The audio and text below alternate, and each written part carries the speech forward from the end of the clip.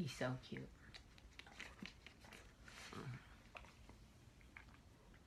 I love you. Ow. Your nose is very powerful. All right, okay. Good morning, everybody, and welcome to Coffee Talk. We have a lot of new Coffee Talk watchers this morning, so if you are new this morning and have never watched Coffee Talk before, welcome.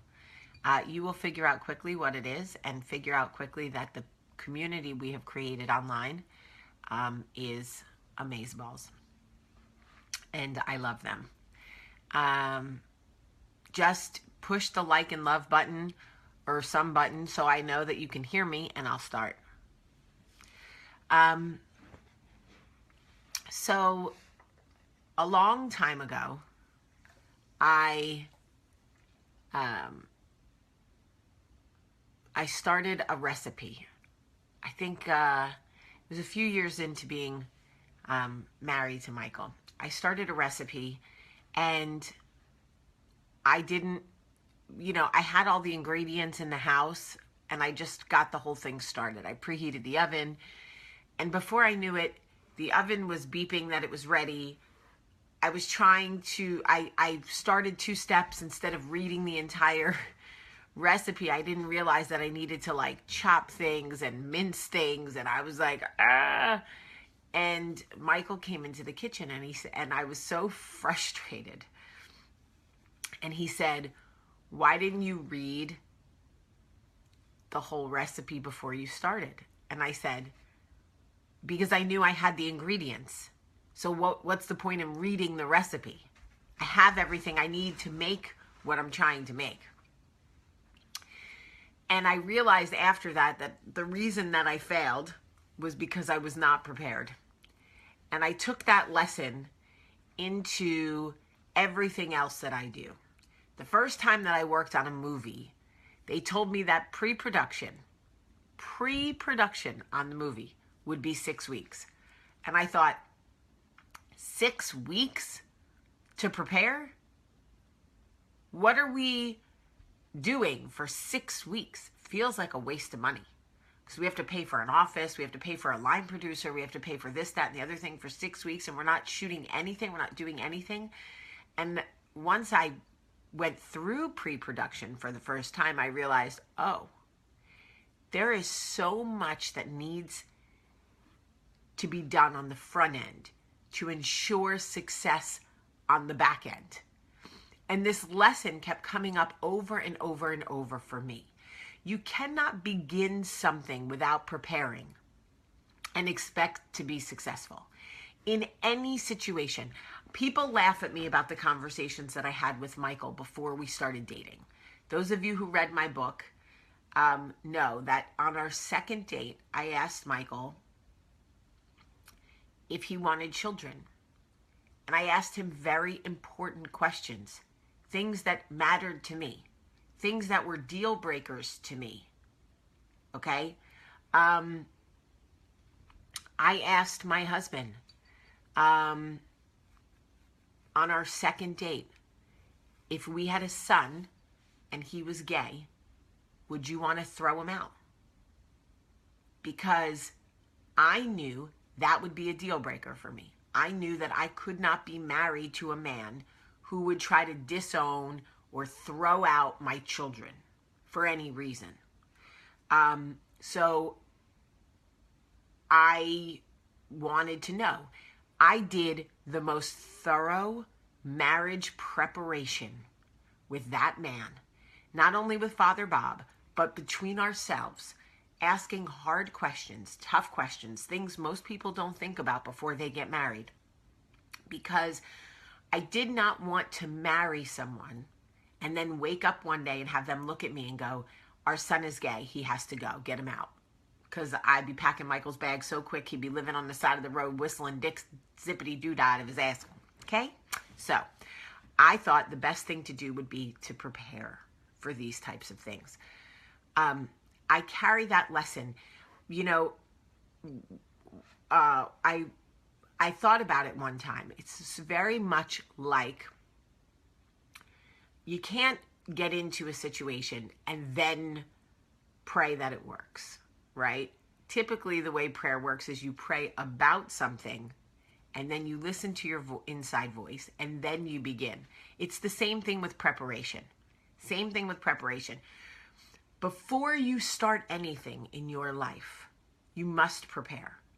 If I woke up today and said, I'm on a diet, today I'm starting a diet, it would be very hard for me to be successful because there are so many sweets and junk and some of my favorite foods hidden in this house right now.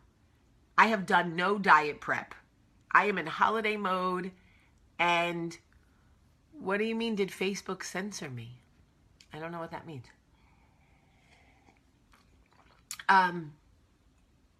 Anything that you want to begin for yourself, any project, anything that you want to do that matters to you, you must prepare first. It is the only way to ensure success in any part of your life, professionally, relationship-wise, self-improvement, diet. No, I cut out my swear word. Facebook did not do that. Jamie did that. So listen to me. This is important. And yeah, leaving a marriage? Yes. You prepare. You absolutely prepare. Any decision you are making for your life, you must prepare first. You have to do the prep work to ensure success. So many women try to leave marriages unprepared. They leave and they end up getting sucked back in because once they leave, they realize, I really don't have a lot of money. I really don't know where I'm going to go with the kids. He's right. I really don't know what I'm going to do. Everything he's saying is making sense to me. I better just go home. But if you have a plan and you are prepared, you will be ready for all of the things that come once you leave. When they try to say, but where will you go? You'll say, I'm prepared. I know where I'm going. But what will you do? Well, I've spent months preparing. I know what I'll do. Anything that you have to do in your life that matters to you, if you want to ensure success, you must prepare first. A recipe, whatever it is, you have to prepare. So many of us start unprepared because we're excited or because we're motivated or because we're fearful. So we start and we get 2 steps in and realize we are not prepared for the decisions that we have made. And we end up going back. And every time we go backward, it takes us further back. Prepare first, then make your move. Prepare, make your move. You need pre-production before you can start to produce any change in your life. Let me say that again. You need to do pre-production before you can produce any change in your life. I am telling you, I know what I'm talking about because I have had to go backward a million times. I have stepped in a million times. So trust me when I tell you, you want to be prepared. And I know what you're thinking, but Jamie, I have the courage to do it now. I don't have time to prepare. I need to do it now. I'm telling you right now, you may get lucky. You may be the exception and not the rule. You may take a leap and without preparation and get there. It may happen, but it most likely won't. So Anna Braswell wants to know, how do I start? I'm going to tell you as I choke on my coffee. Okay. Here's how you start. Write down your end goal. What is your end goal? Okay. So when you're prepping a movie, right? You know what your end goal is. You have a script. You know what you need to create. So you work backward from the script. You look at the big scenes first, the hardest scenes, the ones with stunts, the ones that are going to cost the most money, right? The trailer moments. And you outline what that looks like. And you go through each scene. What do I need? A stunt coordinator, a pool, the fire marshal. on set. All of these things. You go backward by design and you get the hardest things over with first and you write them down, okay? Write down your big picture. What is your end goal, okay? I'm writing John 3:16, okay? That's my second book. I know what my end goal is. I have to prepare for that. I have to do an outline, a treatment, chapter breakdowns, a writing schedule to keep me on track. All of these things to help me achieve my end goal. That's where you start. Figure out what your end goal is and write it down. And then work backward from there. Okay, so we get it, right? You must do proper pre-production if you want to produce any change in your life. Okay? Now, I want to say something else. And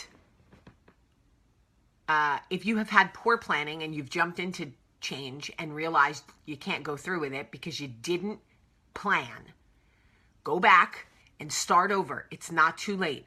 Go back, reposition yourself, put the pre-production work in, write your long-term goal down, and work from there. It's not too late. It's just better to do it first than having to start over. Okay. Listen to me. I know I talk a lot about it, but this is important to me. So if you're still with me, please listen. I want to use my Instagram as an example for how people will, what will they do? What's a good way to explain it? You can set boundaries, you can warn them, you can set boundaries, you can warn them, and they will still test you. I have an Instagram account that is very inappropriate. It is a different side of my personality. I'm not being fake. I'm not one person on Facebook and another person on Instagram. I am always Jamie. I am just more reverent and appropriate on Facebook because Coffee Talk is a different movement. It's not meant to be inappropriate and borderline sexual and offensive and funny and all of these things, okay? Coffee Talk is meant to help women and some men change, grow, love themselves, those things. You can be Coffee Talk and also be Jersey Belle and not be fake. You can just know where to be reverent and where to be inappropriate, just like you don't fart in church. Everybody farts. You're not being fake by not farting in church. You just know it isn't appropriate to walk into church and bust ass. Then you're not going to do that, right? Again, everybody farts. You fart when you're out of church. But you're not going to fart in church. Same thing. I am always irreverent and slightly inappropriate, okay? But I choose not to do that in Coffee Talk or on Facebook because, first of all, my in-laws are on Facebook, okay? But because my mission here, my focus here is so much more important to me than funny memes. It is about helping women love themselves back to life, okay? So on Instagram, I am irreverent. I have warned people 5,000 times. Okay?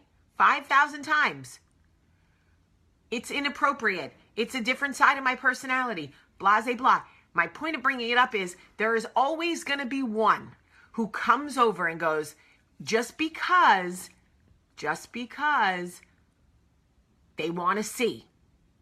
They want to test you. And I'm using this as a metaphor. My Instagram is a metaphor. You will set boundaries. You will give people warnings. And they will still test you. They will still come over to your side and go, you're not nearly as growy and showy as you claim to be. Okay? They will still test you. They will still come to my Instagram page, look around and go, this is really irreverent and sexual and inappropriate. This isn't at all like Coffee Talk. She must be fake. No, I just don't fart in church because I was raised right. Well, actually, that's not why. But I don't do it because it would mortify my husband. Okay? That's why. I know better. That's the bottom line. Facebook is my church. I don't fart in church, but I do fart on Instagram. So if you want to come over to Instagram where it's really inappropriate and scary and oftentimes shocking and really inappropriate, come on over. The water's fine. Anyway, I love you guys so much today. I hope that anything that I say on any given day helps you and makes you think. And my Instagram is Jaime P. Sullivan, Jaime Sullivan. And you've been warned, so do not come over and shame me or I will block your ass. All right, I love you guys so much. So much. Have a wonderful, wonderful day.